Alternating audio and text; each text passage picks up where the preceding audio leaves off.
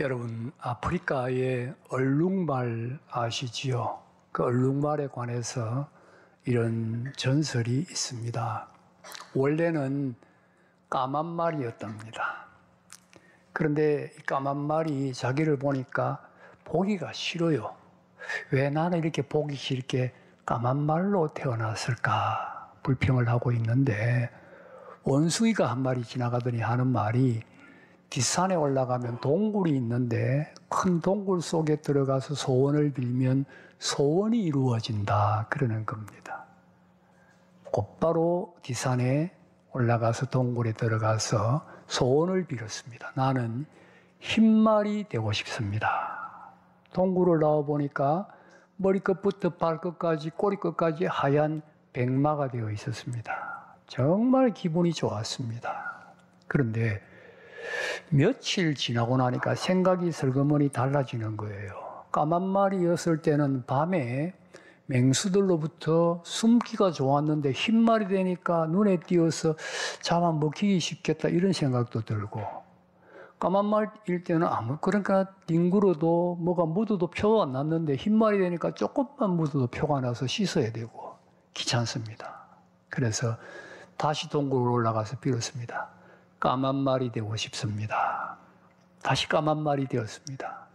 며칠 지나니 또 흰말이 되고 싶습니다. 그때부터는 주기적으로 며칠에 한 번씩 동굴에 올라가서 까만 말이 되었다가 흰말이 되었다가 바뀌는 겁니다. 하루는 안 되겠다, 이래서는 안 된다, 결단을 내리자, 그리 생각하고 동굴로 들어갔습니다.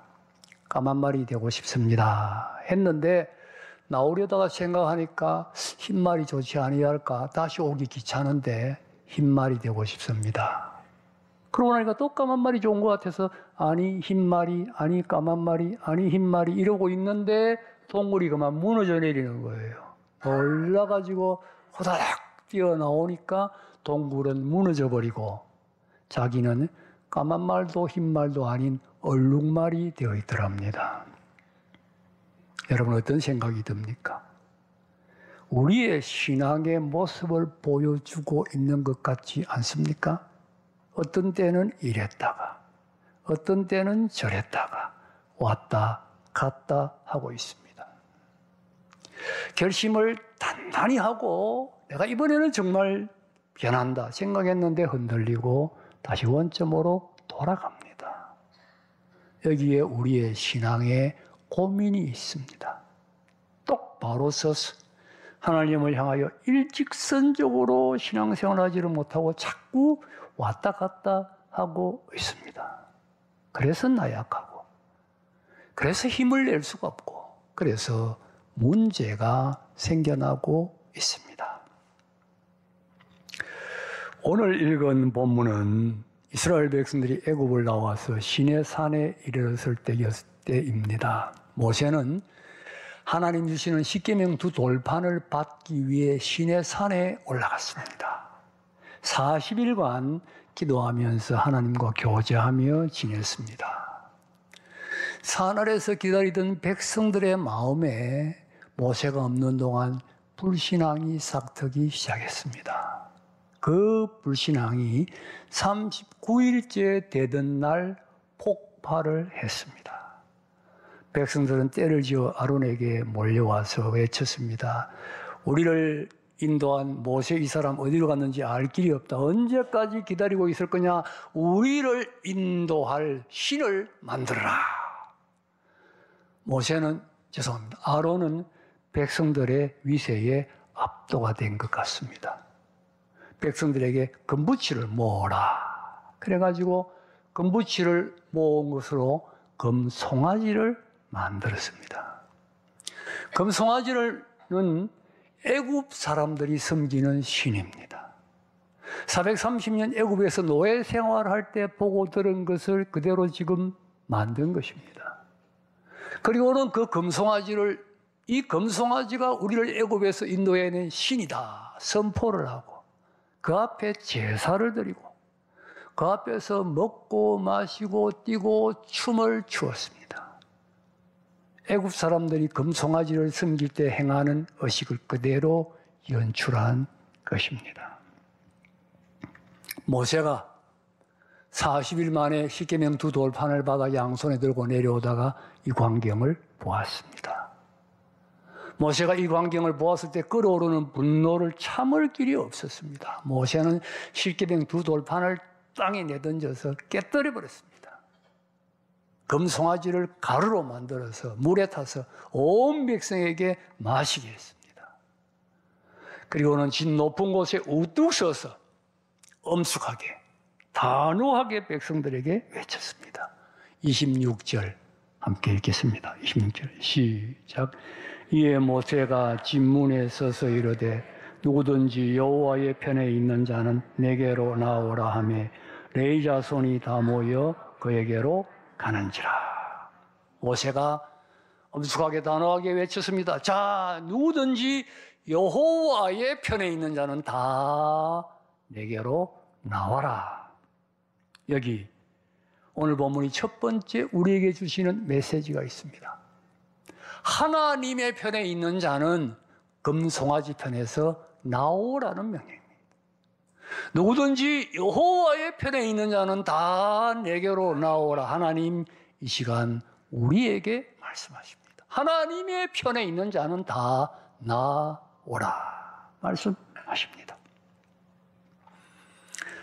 한 주일학교 선생님이 아이들에게 부자와 나사로 이야기를 했습니다. 부자는 세상에서 대골 같은 집에 살면서 맛있는 것이라는 맛있는 것은 다 먹고 잘 살았는데 그러나 죽은 다음에는 그 끔찍한 지옥에 갔단다. 나사로는 세상에서는 비록 거지처럼 살았지만 불쌍하게 살았지만 죽은 다음에는 천국에 갔단다. 이렇게 이야기를 하고 아이들에게 물었습니다. 얘들아, 너희들은 부자가 되고 싶니? 나사로가 되고 싶니? 한 아이가 손을 번쩍 들더니 대답하는 말이, 선생님, 저는요 세상에서는 부자가 되고 싶고 죽은 다음에는 나사로가 되고 싶어요. 혹시 우리의 속마음은 아닐까요? 그렇게는 되지 않습니다. 세상에서 하나님의 편에 서야 죽은 다음에도 하나님의 편에 섭니다. 세상에서 세상 편에 서면 죽은 다음에도 세상 편에 설 수밖에 없습니다. 그래서 하나님 말씀하는 겁니다. 하나님의 편에 있는 자는 금송아지 편에서 나와라. 금송아지 편에 나와서 하나님의 편에 서라는 말씀입니다. 이렇게 말씀드리면 여러분 대부분 아마 속으로 나는 이미 하나님 편에 나왔는데 그렇게 생각할 겁니다. 여러분 대부분 하나님 편에 나온 것 맞습니다. 그러나 과연 내 생활의 전 영역이 다 하나님의 편에 나왔느냐? 100% 하나님의 편에 나왔느냐? 점검해 봐야 됩니다. 아직도 남겨둔 한쪽 구석이 없습니까? 아무도 모르는 혼자서 즐기는 세상의 구석이 없습니까? 그 영역을 두고 하나님 말씀하십니다.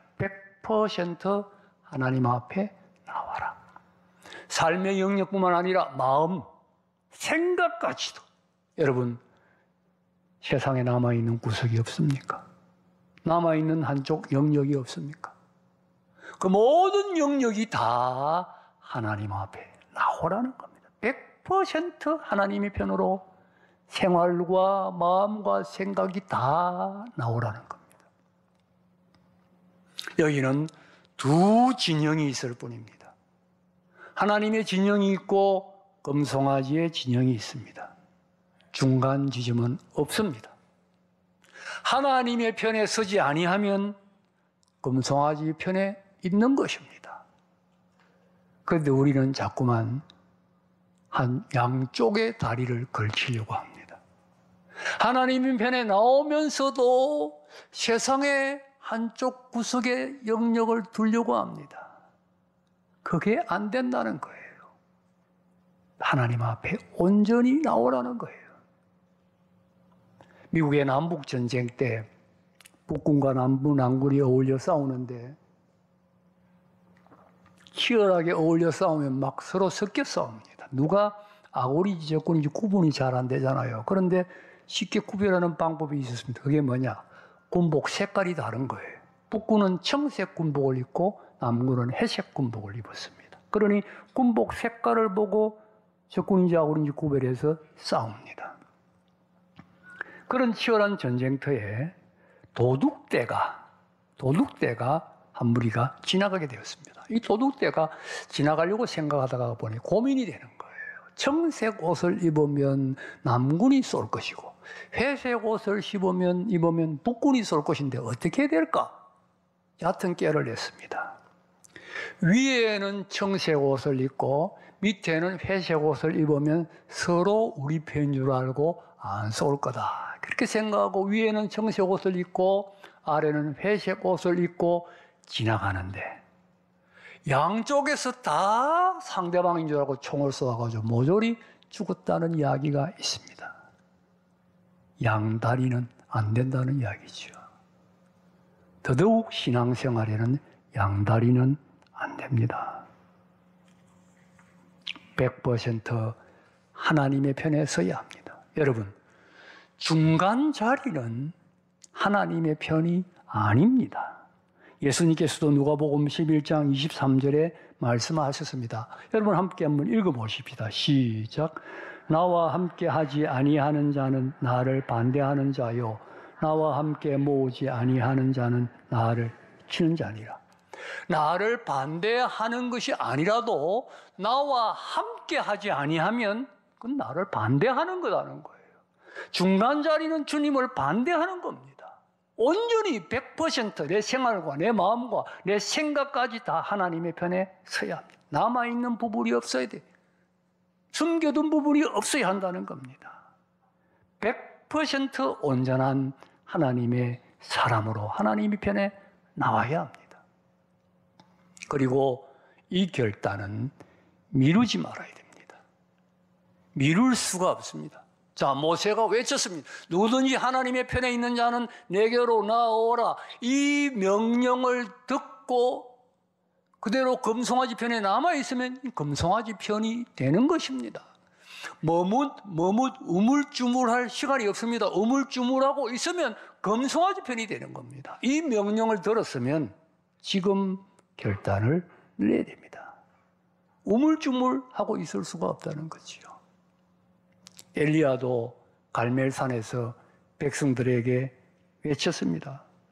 머뭇거리는 백성들을 향하여 열왕기상 18장 21절을 보면 너희가 어느 때까지 둘 사이에서 머뭇하려느냐. 하나님과 세상 사이에서 언제까지 머뭇할 수 하고 있겠느냐. 여러분, 머뭇거리다가 세월 다 지나갑니다. 내일 결단하지. 내일은 아무도 보장하지 않습니다. 야고보 4장에도 내일 일을 너희가 알지 못한다. 그래서 아니, 내일 결단한다는 말은 금송아지 편에 남는 것입니다. 지금 결단해야 됩니다. 하나님의 말씀이 귀에 들려오고 이게 은혜입니다. 내 심령에 성령님의 감화가 있을 때 결단해야 됩니다.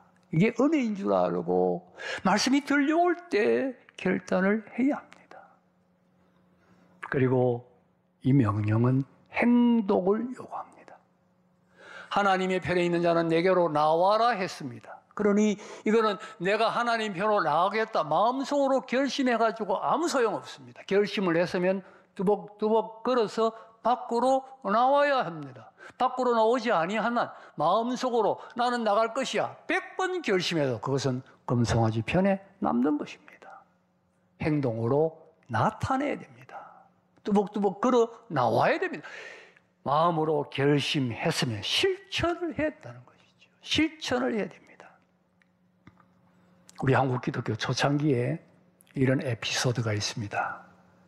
어느 장로님의 간증인데 이분이 처음 예수를 믿고 이제 세례받고 서리 집사까지 되었는데 어떻게 배운 담배를 끊지를 못한 거예요. 담배를 끊으려고 해도 끊지를 못했어요.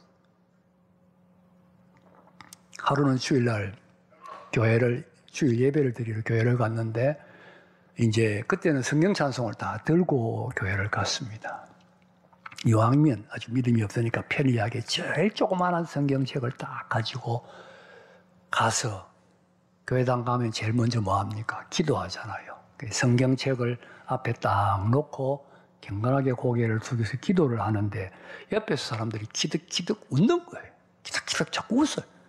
왜 웃나 하고 눈을 떠서 보니까 자기는 성경책을 앞에 놓는다고 딱 놓았는데 보니까 성경책이 아니고 담배값을 앞에 딱 놓은 거예요. 여러분, 담배값을 앞에 놓고 경건하게 기도하는 그 모습을 한번 상상을 해보세요. 얼마나 우습습니까? 이 사람이 담배값을 보고는 얼굴이 그냥 화끈거리고 부끄럽고 창피하고 견딜 수가 없는 거예요. 예배를 마치자마자 적시로 화장실에 가서 담배값을 탁 후겨가지고 버리고는 그 길로 담배를 끊고 그 다음에 신앙생활을 열심히 잘해서 장로님이 되었다. 그렇게 간증을 했습니다. 행동해야 된다는 거지요. 결심했으면 행동해야 됩니다. 행동으로 옮길 때 하나님 편에 나온 것이 됩니다. 하나님의 편에 선 사람이 됩니다. 행동으로 옮기는 사람이 승리하고 은혜를 누립니다. 두 번째로 이 말씀은 헌신을 요구합니다. 이것이 중요합니다. 여러분, 하나님 편에 나왔으면 그 다음 어떻게 됩니까? 많은 그리스도인들이 하나님 편에 나왔으면 할 일 다 했다 그렇게 생각합니다. 하나님 편에 나왔으니까 뭐 주일날 가서 예배드리고 적당하게 헌감생활하면서 이제 내가 신앙생활하면 되지 그렇게 생각합니다.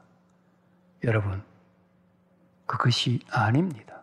레위인들 모세 편으로 하나님 편으로 나온 것으로 끝이 아니었습니다. 보십시오. 27절, 28절 함께 읽겠습니다. 27절, 28절 시작. 모세가 그들에게 이르되 너희는 각각 허리에 칼을 차고 진 인문에서 저 문까지 왕래하여 각 사람이 그 형제를, 각 사람이 자기의 친구를, 각 사람이 자기의 이웃을 죽이라 하셨느니라. 레위 자손이 모세의 말대로 행하매 이날의 백성 중에 3,000명가량이 죽임을 당하니라. 여러분, 레위 자손이 하나님 편에 나온 것으로 끝이 아니었습니다. 모세는 명령했습니다. 지금부터 칼을 차고 저 금송아지의 진영에 가서 거기 남아있는 자들을 모조리 다 죽여라. 형제도 이웃도 심지어 자식이라도 죽여라. 얼마나 어려운 명령입니까? 이 명령에 헌신했습니다. 무엇을 가리킵니까? 하나님 앞에 나왔으면 그 다음에는 하나님의 명령에 헌신해야 한다는 진리죠. 헌신하라고 부르신 거예요. 헌신해야 한다는 것입니다. 헌신할 때 온전히 하나님의 편에 선 사람들이 됩니다. 알아야 할 것은 이 헌신이 굉장히 어려울 수 있다는 사실입니다. 여러분, 레위 지파가 한 일이 얼마나 힘든 일입니까? 지금같이 같이 살던 이웃을 죽입니다. 심지어 이웃 자녀도 죽였다고 했습니다. 우리 본문에. 형제도 죽였다고 했습니다. 금송아지 편에 이 사람은. 그게 얼마나 잔인하고 얼마나 비정하고 얼마나 처참한 일입니까? 그러나 하나님의 명령이라고, 하나님의 명령이니까 순종해서 감당했습니다. 이게 헌신이라는 거예요. 그 헌신에는 각오가 있어야 됩니다. 그냥 적당하게 헌신하는 것이 아닙니다. 하나님의 명령이면 내 모든 것을 다 바쳐서 희생하면서 헌신을 해야 된다는 진리죠. 옛날에 일제시대 때에 우리나라 청년들이 만주에 가서 독립군에 많이 가담했는데 독립군이 되려면 3가지 질문에 예라고 대답을 해야 했다고 합니다. 첫 번째 질문, 총에 맞을 죽을 준비가 되어 있느냐? 두 번째 질문, 굶어 죽을 준비가 되어 있느냐? 세 번째 질문, 얼어 죽을 준비가 되어 있느냐? 여러분, 세상에서 독립운동하는데도 이런 각오를 해야 되는데 하나님의 일에 헌신한다고 하면서 아무런 각오 없이 어떻게 헌신할 수 있습니까? 근데 오늘 현대 그리스도인들은 아무런 각오가 없어요. 여러분, 각오를 해야 됩니다. 희생할 각오. 주님의 명령이라면, 주님의 뜻이라면 내 모든 것을 다 희생하겠습니다 하는 각오를 가지고 헌신해야 합니다. 우리가 해야 할 하나님의 일을 해야 할 영역은 세 곳입니다. 첫 번째는 당연히 교회입니다. 교회에서 하나님의 일에 헌신해야 됩니다. 무슨 일이든 나는 무슨 일에 헌신할 것인가? 여러분이 해야 할 일을 찾아서 그 일에 헌신해야 됩니다. 크고 밖으로 드러나는 일만 중요한 것이 아닙니다. 드러나지 아니하고 사람들에게 알려지지 아니하는 일도 하나님의 일이라면 다 귀하고 중요합니다. 그 일에 최선을 다해서 내 모든 것을 다 바쳐 주님의 일이다 생각하고 희생할 때 그게 헌신이 된다는 진리예요. 헌신. 두 번째, 우리가 하나님의 일을 해야 할 영역이 가정입니다. 가정에서도 헌신해야 됩니다. 하나님, 우리 가정을 어떻게 이끌어가야 합니까? 내가 남편으로 아내로서 어떻게 주의 뜻을 감당해야 됩니까? 자녀는 어떻게 양육해야 합니까? 하나님, 어떻게 해야 우리 가정이 주의 뜻에 쓰임 받을 수 있겠습니까? 기도하면서 주님의 뜻을 찾아 그 뜻을 이루는데 최선을 다하는 거예요. 모든 것을 다 바치는 거예요. 그게 가정에서 헌신하는 것입니다. 세 번째는 생업입니다. 하나님, 내게 이런 기술을 주셨는데 이 기술을 어떻게 사용해야 합니까? 하나님, 내게 이런 사업을 주셨는데 이 사업을 어떻게 경영해야 합니까? 하나님, 내가 이런 직장에서 이런 위치를 내가 가지고 있는데 이 위치에서 내가 어떻게 주의 뜻을 이루어야 합니까? 기도하면서 주의 뜻을 찾고 찾아서 그 뜻을, 내 모든 것을 다 바쳐 이루어드려야 한다는 것입니다. 그게 헌신입니다. 중요한 것은 하나님의 뜻이에요. 그 뜻을 이루어 드리는 것이지요. 그렇다면 생각해 보십시오. 나는 헌신하고 있습니까? 하나님 편에 나온 것으로 끝이 아닙니다. 이제는 하나님의 뜻을 찾아 헌신해야 됩니다. 헌신할 때 온전히 하나님의 편에 선 사람이 되는 것입니다.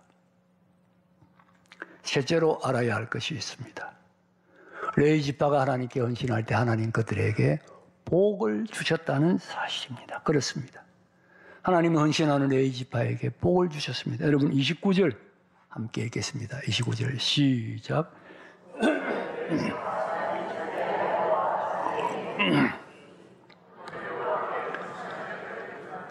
그가 오늘날 너희에게 복을 내리시리라. 여호와께 헌신하게 되었느니라. 그가 오늘날 너희에게 복을 내리시리라. 하나님이 헌신하는 레위 지파에게 복을 내리셨습니다. 레위 지파가 무슨 복을 받았습니까? 우리 출애굽기 내용을 보면 오늘 본문의 사건 이전에 하나님이 성막을 만들고 성막의 기구들을 만들라는 명령이 있고 아론과 자손들을 제사장으로 세우는 명령이 있습니다. 오늘 사건 이후에 그 명령에 따라 성막을 실제로 만들고 모든 기구들을 만들고 성막과 제사제도를 시작합니다. 그러면 이 성막과 제사제도에 봉사할 사람들이 있어야 돼요. 그걸 누가 맡느냐? 레위 지파가 맡는 복을 받는 거예요. 영적으로 장자 지파가 되고 하나님의 것이 되는 놀라운 복을 레위 지파가 받게 되는 것이지요. 오늘도 우리가 하나님을 위하여 헌신할 때 하나님 복을 주십니다. 우리는 복이라고 하면 기복신앙을 떠올리고 거부 반응을 일으키는 사람이 있습니다만은 기복신앙은 가짜 복이고 우리 기독교의 복은 진짜 복입니다. 우리는 진짜 복을 받아야 됩니다. 사람은 배울 수 없습니다. 하나님의 복을 받아야 됩니다. 문제는 어떻게 하면 하나님의 복을 받느냐 하는 것입니다. 물론 복을 받기 위해서 기도해야지요. 더 중요한 것은 복을 받을 일을 해야 됩니다. 복을 받을 일은 하지 아니하고 복을 받겠다. 복을 받을 수가 없지요. 하나님의 뜻에 순종하는 것입니다. 헌신하는 것입니다. 내 모든 것을 다 바쳐 교회에서, 가정에서, 직장에서, 생업에서 하나님의 일에 헌신합니다. 내가 하나님의 일에 헌신하는데 하나님이 나에 대해서 나는 모르겠다. 그렇게 하지 않습니다. 내가 정성을 다해 헌신할 때 하나님이 복을 주십니다. 여러분 성경 보세요. 누가 하나님의 복을 받습니까? 하나님의 뜻에 헌신한 사람들, 하나님의 명령에 헌신한 사람들, 하나님이 복을 주십니다. 이제 말을 맺습니다. 누구든지 여호와의 편에 있는 자는 내게로 나오라. 하나님은 우리에게 말씀하십니다. 여러분 100%내 생활, 내 마음, 내 생각까지 다 하나님께로 나가야 합니다. 남겨둔 부분이 없어야 됩니다. 아직도 남겨둔 부분이 있으면 결단하십시오. 온전히 100% 하나님 앞에 나가겠습니다. 행동으로 옮기십시오. 그리고 헌신해야 됩니다. 교회에서, 가정에서, 생업에서 하나님의 일에, 하나님의 뜻에 최선을 다해 헌신하십시오. 최선을 다해 하나님의 뜻을 이루어 드리십시다. 하나님 편에 나와서 하나님께 헌신함으로 약속하신 하나님의 놀라운 복을 받는 여러분 다 되시기를 주님의 이름으로 축복합니다.